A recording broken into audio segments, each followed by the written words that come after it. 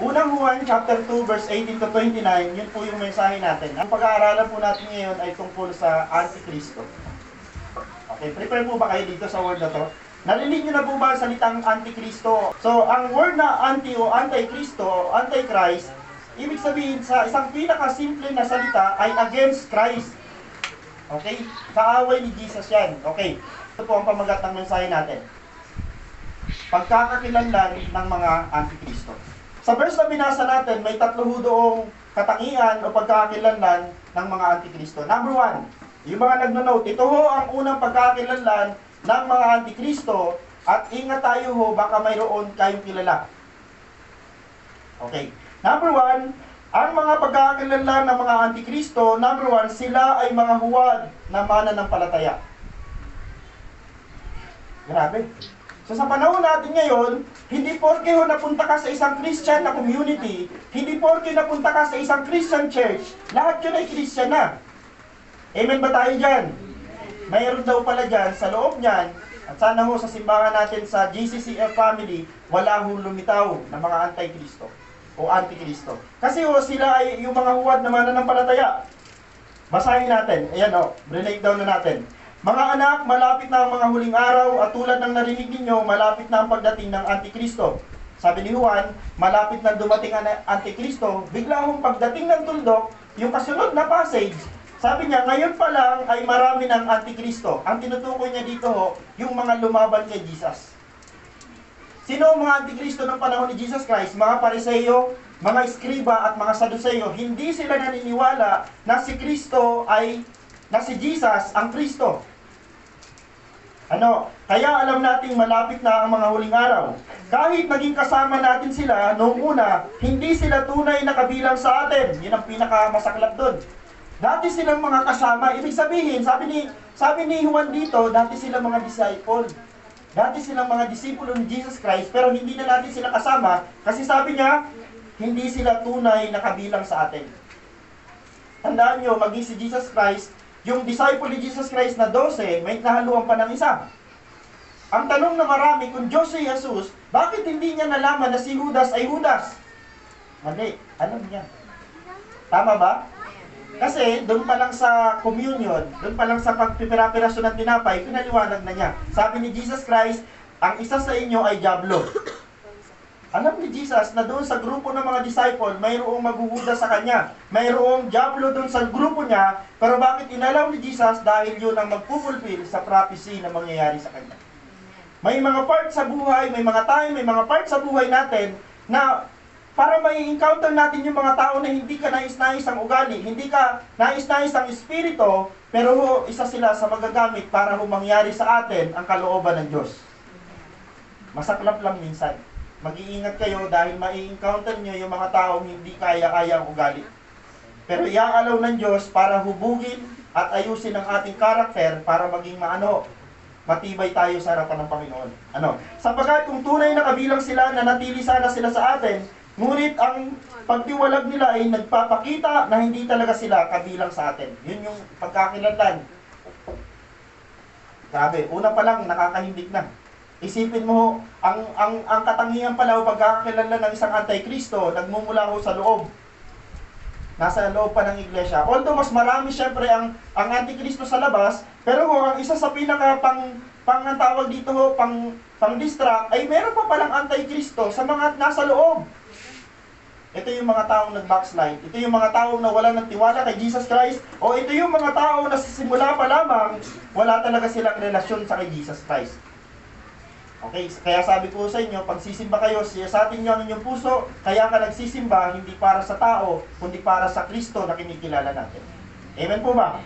Sila ay mga huwad na mananampalataya, una natin nakita, dati silang mga kasama, sabi ni Juan.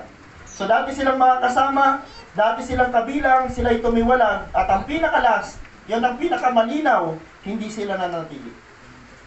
Mga kapatid, darating ang panahon na marami pang pagsubok, tama po ba? Para hindi na nawalan ng pagsubok. Ang pagsubok kasi ay bahagi ng pagkatawag sa atin ng Panginoon. At ang pagsubok, alam naman natin yan ang nagpapatibay, ang pagsubok ang nagpapatatag, at yan ang nagpapadalisay ng ating pananampalataya. Kung bakit ikaw ngayon ay malakas, matatag at matibay, dahil mayroon kang mga pagsubok na pinagtagumpayan sa iyong buhay. Amen. Kung sino yung may mga matitinding pagsubok na hanggang ngayon nandito pa, sila yung mga matitibay na mga Kristiyano. Subukan mo yung isang Kristiyano, hindi sanay sa pagsubok, maliit lang na bagay, tatalikuran niya si Lord. Pero yung mga tao ho na sanay sa mga matitinding pagsubok, kahit ano mangyari sa kanyang buhay, si Jesus pa rin ang kanyang Panginoon. Amen po ba? Ang unang pagkakilala ng sangguan na Kristiyano, na mga anti-Kristo, sila yung mga hindi tunay na mananampalataya. Kaya mag-ingat kayo, paglabas ninyo ng simbahan, pagpupunta kayo ng mga trabaho, makaka-encounter kayo ng mga quote-unquote Christian, quote-unquote mga religious people, pero hindi mo makita sa kanilang buhay yung tunay na pagkakilala kay Jesus. Tandaan nyo ang tunay, ang mga isa sa sign na mga huwad sila hong mga Kristiyano. Pangalawa, ang sabi dito, sila ay mga sinungaling. Okay, so madali na i-identify yan. Pangalawa hong pagkakilala ng Antikristo, dito sa binabasa natin, sila ho ay mga sinungaling. Okay, ngunit ipinagkaloob sa inyo ang banal na Espiritu, kaya alam ninyong lahat ng katotohanan. Yan ang sinigurado ni John sa ating mga born-again Christian, hindi tayo dapat basta-basta naloloko. Mag-agree po ba kayo dyan? Christian tayo mga kapatid. Pag mayroong mga tao na nagmamagandang loob sa iyo, may mga tao na lumalapit sa iyo, may anyong may mabuting anyo, may mabuting puso. Kailangan mayroon kang discerning spirit para malaman mo kung itong taong ito ay talaga bang totoo o hindi. Kasi bakit? Mayroon tayong banal na espiritu, okay? Sumusulat ako sa inyo hindi dahil sa hindi ninyo alam ang katotohanan, kundi dahil sa alam nyo na at alam na din ninyo na walang kasinungalingan na maaaring magmula sa katotohanan. Ito na, 22. At sino ba ang sinungaling? Ang taong nagsasabing hindi si Jesus ang Kristo, siya ang Antikristo. Okay? Ayaw niyang kilalanin ng Ama at ang Anak. Ang taong hindi kumilala sa Anak ay hindi sumasa kanya ang Ama, ngunit ang taong kumikilala sa Anak ay sumasa kanya ang Ama. So, makikita natin, i-break down natin dito sa ilalim. Sabi dito, ang mga Antikristo ay mga sinungaling. So, ngayon, pagka binasa natin yung salitang sinungaling, itatrack natin, ititrace natin kung kanino nanggaling yan at sino yung magulang yan, mabasa natin sa Biblia, ang ama ng kasinungalingan, ang ama ng mga sinungaling ay ang dyablo. Ang kasinungalingan ay gawa ng dyablo at gawain ng dyablo at gawain ng mga anak niya. Kaya ingat po tayo, mga Christian, hindi tayo naniniwala sa white lie. May mga ganun pala, may white lies, green lies, black lies. Ano ba yung mga ano? Sa madaling sabi ho, kahit ano man ang form ng kasinungalingan na yan, mag-iingat tayo dahil baka ho, yung atin ng pagsisinungaling ay maging sign na tayo anti-Christ. Kasi si Jesus Christ ay siya yung Diyos ng katotohanan. Sa kanya ho, hindi ho mabisa o hindi sa kanya uubra ho ang kasinungalingan. Sinasabi nila na hindi si Jesus ang Kristo, hindi lang po basta ho nabanggit yung sinasabi nila hindi si Jesus ang Kristo. Yan po ay isang napakalaking doctrinal na pag-uusap. Dahil pag sinabi mong hindi si Jesus ang Kristo, sinasabi mong hindi ka naniniwala sa incarnation. Ano yung ibig sabihin ng salitang incarnation? Ang mga Christian, hindi tayo naniniwala sa reincarnation, pero naniniwala tayo sa incarnation. Pag sinabing incarnation, si Jesus na Diyos, nagkatawan siyang tao. Yung word na nagkatawang tao, incarnation. Then someday, tayo ho ay i-incarnate. Magkakaroon tayo ng panibagong katawan. At yung katawan na yon, yung katawan panlangit na i-prepare ng Diyos sa atin. Okay, pangalawa, sila ay mga sinungaling, sa madaling sabi, hindi nila kinikilala ang Ama at ang Anak. Parang kumbaga sa salitang ito, ang isang example, hindi sila naniniwala sa John 3:16. Ano ang sinabi ng John 3:16? Gayon na lamang ang pag-ibig ng Diyos sa sanlibutan, kaya ibinigay niya ang kanyang kaisa-isang anak. The moment na hindi mo kinalala si Jesus, na pinadala galing sa langit, sinasabi mo, hindi nangyari yung John 3:16. Pero sabi ng Biblia, ito ho mga Antikristo ang pinag-uusapan natin. Pero malinaw kay Juan na si Jesus Christ ho ay anak ng Diyos. Kaya nga pagka sabi ko sa kabataan na kausap ko, kung bago-bago ka lang Christian at gusto mong magkaroon ng pundasyon na matibay kay Jesus, basahin mo ang aklat ng Juan.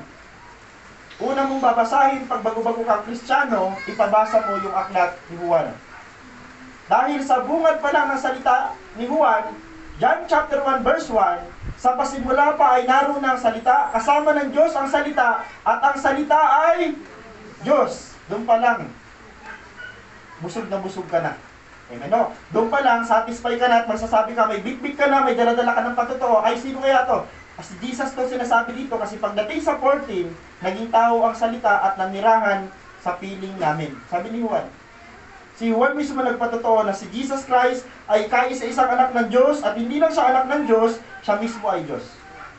Okay, so nakikita natin ngayon ang mga kasinungalingan. Yung una kong katangian o pagkakilanlan sa Antikristo, una siya po ay huwad na mananampalataya, pangalawa siya ay sinungaling, then last, ito ho ang kanyang pagkakilanlan. Sila ay mga manlilinlang. Okay, basahin natin. Isinusulat ko sa inyo ang tungkol sa mga taong nanlilinlang sa inyo. Yun yung conclusion yun ang conclusion ni Juan.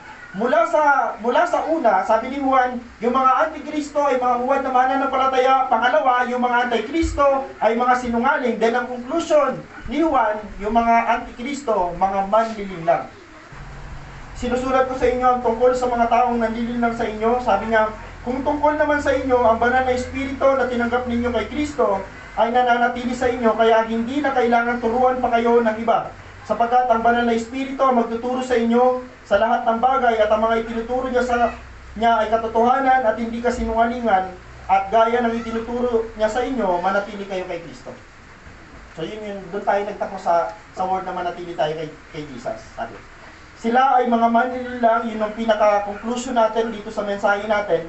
So ngayon, mag-iingat tayo. Dahil the moment na nandito ka nga sa church may encounter ka, sana lagi kong prayer sa simbahan na ito, walang ma-raise up na isang antikristo. Kasi sabi ni John, kahit sa loob ng iglesia, mayroong ma-raise na antikristo, sila yung mga tao na tumalikod sa pananampalataya at mas pinili nilang sundin ang mandarayang espiritu. Pero tayo may banal na espiritu tayo na magtuturo sa atin ng katotohanan, at dyan po tayo panalo. Okay. Sila ang mga manlilinlang, anong tinuturo nila, nagtuturo sila ng kasinungalingan. Pangalawa, inililigaw nila ang mga taong namumuhay sa katotohanan. Isipin nyo, ang mga antikristo, namumuhay ka na sa katotohanan, pero nililigaw ka pa. Kaya nga ho, ang Bible, balikan ko lang sa Bible, sa pagbabasa ng Biblia, hindi ho ito binabasa dahil ho nagustuhan mo lang. Pag magbabasa ka ng Biblia, kailangan mag-pray. Ang Biblia ay nakukuha para may paliwanag mo sa pamagitan ng pananalangin, sa pamagitan ng banal na espiritu. Kasi ang Biblia mahiwaga. Kaya nagkaroon ng napakaraming kulto sa mundo, napakaraming relihiyon na natayo sa mundo dahil sa Biblia. Diba? Nabasa nung isa, okay, tatayo ko tong simbahan na to dahil may nabasa ako sa sabi dito, kami ang daan. Yun, nalagay. Kami, dating daan. Alam nyo, yung isa naman, nagtayo naman, nabasa niya sa Biblia, nagtayo naman, sabi ng Iglesia ni Cristo, kami ang tamang daan. Ang Iglesia ni Cristo ang tamang daan, sabi ho ng dating daan, sila ang dating daan, tayo, kanino tayo? Si Jesus, ang tunay na daan. Amen. Ang simbahan natin pag mabasa niyo ang pangalan, Jesus the Christ-Centered Fellowship, wala nang iba ho dapat isentro kundi si Jesus. Kasi si Jesus ang tunay na daan. Amen. Sabi ng paliwanag may mga paliwanag ko sila, sabi ng mga pilosopo, ang pagpunta sa langit ay napakaraming paraan. Ang pagpunta sa langit ay napakaraming daan. Katulad ng pupunta ka ng Tagaytay. Kung sa Nasugbu ka, pupunta ka ng Tagaytay, makakapunta ka ng Tagaytay. Santa Rosa, makakapunta ka ng Tagaytay. Mula sa Silang, makakapunta ka ng Tagaytay. Iba-iba daw ang daan. Ganun daw din sa langit. Ginaya pa yung langit. Samantalang ang linaw-linaw sa Biblia, walang ibang tanging daan kundi si Jesus lamang. Si Jesus ang daan ng katotohanan at ang buhay. Walang makakapunta sa Ama kung saan nandun siya sa langit kundi si Jesus lamang. Amen po ba? So hindi tayo maliligtas ng simbahan natin, hindi kayo maliligtas ng pastor ng Biblia kung hindi nyo paniniwalaan na si Jesus ang tamang daan papunta sa langit. Amen po ba? Malinaw po ba sa atin? Hindi tayo maliligtas ng JCCF Church. Hindi tayo maliligtas ng pastor. Kasi ang makakapagligtas lang sa atin, yung malinaw na relasyon natin kay Jesus, na kiniklaim natin siya yung ating Panginoon na tagapagligtas, yun ho ang maitutulong ng simbahan. Pero ang simbahan, para magsabing, pumunta kayo sa simbahan at sa simbahan namin kayo maliligtas, kasinungalingan. Dahil walang simbahan na makakapagligtas sa tao. Maliban yung simbahan na yon ang tinuturo si Jesus, ang daan papunta sa langit. Okay, tandaan.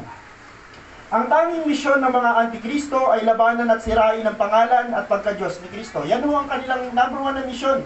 Ang number 1 na misyon ng mga Antikristo, kaya ho sila pumupunta sa mga kalsada. Nung panahon ni Jesus Christ, sinusugod siya ng mga Antikristo.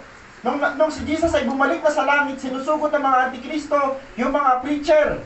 Ang kanilang punteriya, ang tanging nilang misyon ay sirain ang pangalan at pagka-Diyos ni Kristo, dahil the moment na nasira nila yon, marami silang maliligaw.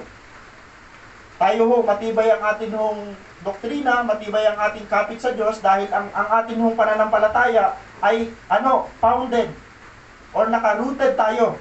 Naka-rooted ang atin hong pananampalataya kay Kristo mismo. Hindi lang siya basta ho nagkatawang tao, siya mismo ay Diyos sa ating pong pananampalataya. Last, at talunin at linlamin ang kanyang mga tagasunod na mga Kristiyano. Dalawa.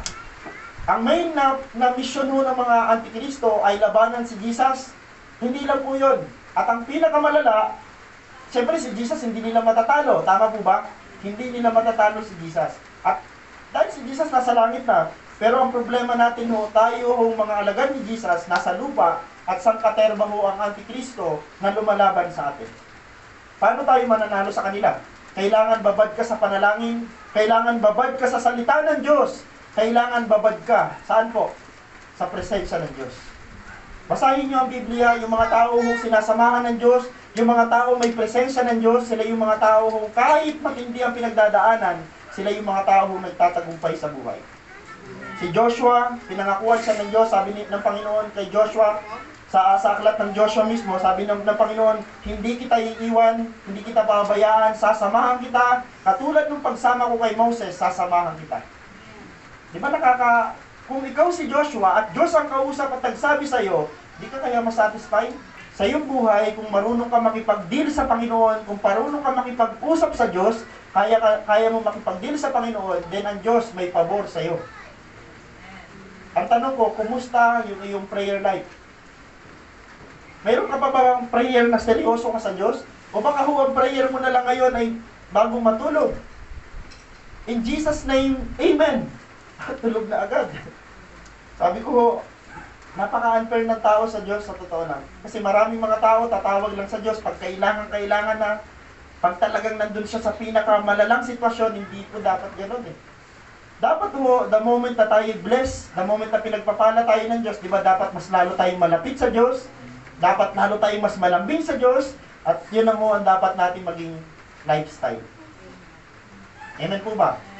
Kumusta ang buhay nyo ngayon, Pastor? Sagana kami ngayon. Huwag sanang baliktad. Pag sagana, hindi kami close ni Lord.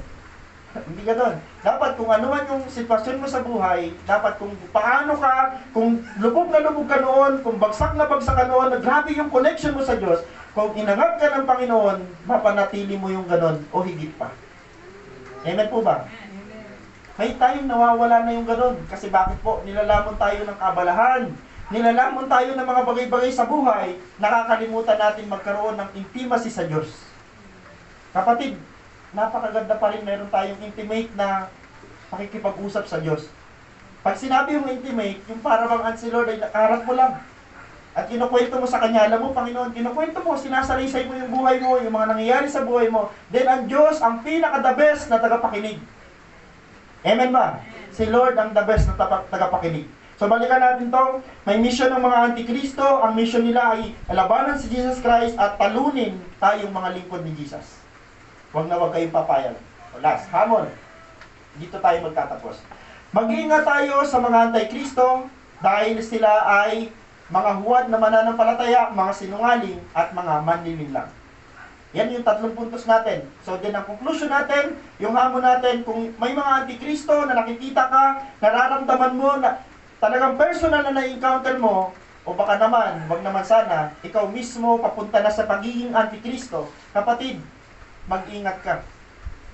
Marami ng mga Kristiyano ang nauwi sa pagiging Antikristo dahil hindi nila kinaya yung pressure ng pagsubok. Kaya kapag may pagsubok, hindi ka dapat napipressure, dapat lalo kang lumalapit kay Jesus. Lagi sana may bago kang verse. Ano yung pinakamagandang verse sa Biblia? Yung pinakamalambing na verse? Mateo chapter 11 verse 28, lumapit kayo sa akin, kayong napapagal na lubha, na nahihirapan, at kayo'y pagpapahingain ko. The moment na nandun ka sa trabaho, bagsak na bagsak ka, the moment nandun ka sa trabaho, parang stress na stress ka, kapatid, lapit ka kay Lord. Amen po ba? Huwag kayong makakalimot na lumapit sa Panginoon. Sabi dito, mag-ingat tayo sa mga antikristo dahil sila ay mga huwad na mananampalataya, mga sinungaling, mga manlililang, na ang tanging layunin ay mag-akay at magligaw sa atin upang malayo tayo sa ating pananampalataya kay Kristo at maging gaya din nila tayo na mga antikristo. Walang ibang gagawin ng mga antikristo, kundi tayo mga nakay Kristo na ay gawin niyang antikristo katulad nila. Amen. Mag-ingat at mag-ingat po tayo. Aaraw-arawin tayo ng mga ito.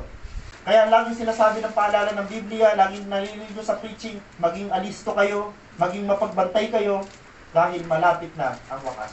Ito ho ang isa pang hamon, mamuhay tayo sa katotohanan sa tulong ng Espiritu Santo, manatili tayo sa mga turo at pag-ibig ni Kristo, sa Kanya lamang tayo manampalataya. Uuwi tayong bit-bit at daladala ang salitang, Lord, ang banal na Espiritu daw, sabi dito, mamuhay tayo sa katotohanan, meron na tayong banal na Espiritu, mga kapatid.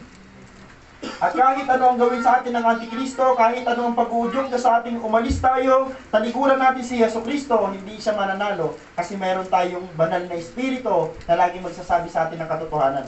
Manatili tayo sa mga turo at pag-ibig ni Kristo, sa Kanya lamang tayo manampalataya.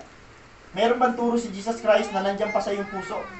Yan yung palaguin natin at panatilihin natin. Amen po. Yan po ang mensahe natin, yan yung mga pagkakakilanlan ng mga Antikristo. Sa Diyos po ang pinakamataas na papuri.